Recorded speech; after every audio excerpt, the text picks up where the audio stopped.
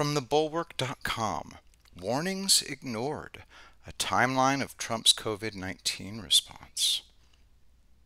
We start with the lie that Rear Admiral Timothy Ziemer was fired and the Directorate for Global Health Security and Biodefense was disbanded. Ziemer resigned, and the duties of the Directorate's duties were taken up by other existing bodies.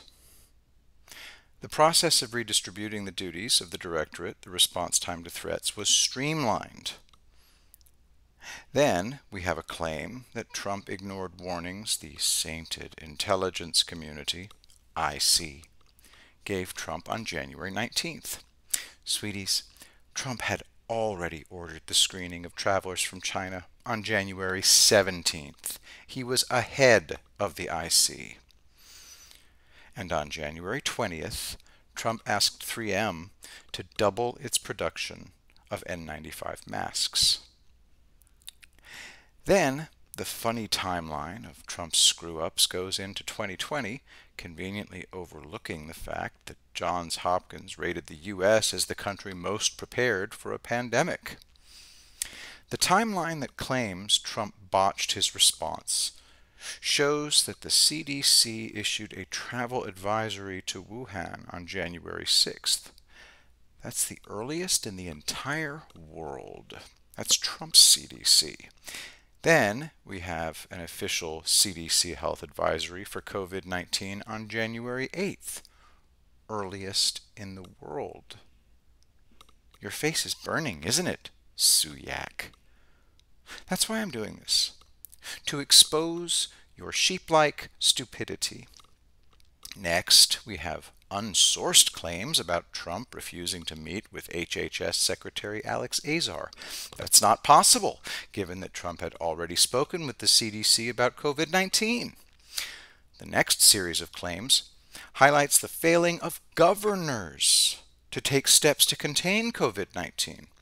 It's the responsibility of the states to stockpile personal protective equipment, PPE, and respirators. The federal government relies on governors to know the needs of their states. Nevada is a case in point. Trump asked the FDA to allow the testing of malaria drugs as a treatment for COVID-19.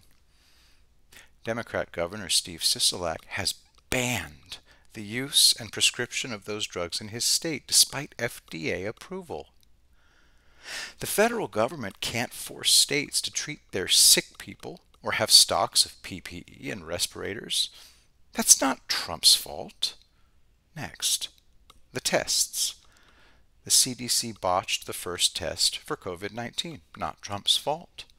In fact, the first 3 tests worldwide for COVID-19 were useless. The federal government can't order competency.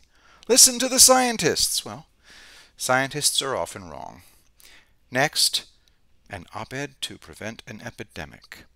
Epidemics of this extremely infectious disease can't be prevented. It causes pandemics wherever it appears. The article says there was no dramatic ramp-up in production of PPEs. I already showed that this is a lie. New York reports mask hoarding, not Trump's responsibility to stop it. In fact, he has no legal or statutory authority to stop it. That was Cuomo's job. Aha!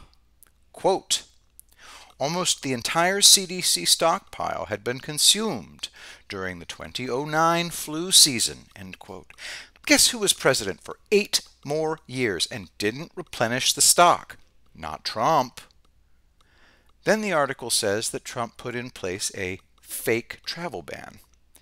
Never mind that all honest scientists in the country are saying that this was the most effective step that could possibly have been taken. Next, we have a couple of guys that say we have to test everyone, but the same guys admit that the system can't handle that. So this article is a political hit job. Then we have a Democrat senator telling us on February 5th that Trump isn't taking this seriously, even though we started screening travelers for COVID-19 on January 17th. Also, we have claims of possibilities of shortages, not actual shortages. Then back to the 2 guys demanding massive testing, despite admitting that the physical capability to do so doesn't exist. In other words, they're setting up Trump for a fall, knowing that the press will blame Trump for decisions made by the CDC. Listen to the scientists! Trump being blamed for CDC failures. If the CDC never told Trump we can't do testing, how is he supposed to know? Is he a remote viewer? And despite everything, in 2019, we were rated the country best prepared for pandemic. Then we have anti-Trump propaganda that doesn't comport with the actions Trump took in January, so we can ignore all that. Then they talk about the border wall, because COVID-19, am I right? Then we have tiny leftist minds demanding legislation that mandates actions that companies are already doing voluntarily. We've seen how Congress handles emergency legislation. Trump was right to let companies volunteer. And remember, fear of shortages, not shortages. Then we have fear of not having enough respirators. Again, not shortages. Fear of not having enough respirators if the worst case scenarios become reality, which they won't. Then we have tiny leftist minds, again, not understanding that invoking laws doesn't mean you have to use them in a blanket fashion. When the government mandates production, things get screwed up. Ask anyone who built weapons and equipment during World War II. Then we have a flat-out lie that Trump said that social distancing may be worse than COVID-19 itself. And this deeply silly attempt at enemy propaganda ends. Here's what leftists can't grasp. Trump was hit with the mother of all black swans. We were looking at the collapse of the healthcare system and the economy. Not only did Trump successfully prevent both outcomes, he used COVID-19 to neutralize the Democrats and the press. Pelosi and Schumer were fooled into delaying the emergency economic stimulus package. That's the end of the establishment Democrats. The Democratic Socialists were fooled into calling for all workers to lose their jobs permanently. That's the end of them. And the press was fooled into becoming a ping-pong match as it bounced back and forth to try and remain critical of all of Trump's actions. When the economy comes roaring back, a grateful nation will re-elect Trump. But it's even bigger than that. Leftists are saying that they're going to vote straight GOP in November to punish the Democrats.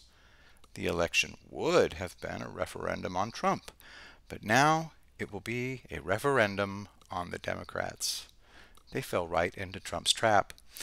The Democrat nominee is a senile, and Trump has not yet begun to fight. You think he's going to hold back now? Soros is spending millions on attack ads in swing states criticizing Trump's response to COVID-19. Wasted money, too early, and too stupid. Nobody will vote based on Trump's response to COVID-19. They'll vote based on unprecedented sedition by the Democrats. Watch it happen. Oh, and thanks, Suyak. This was a great opportunity to dismantle the infantile narrative your side thinks.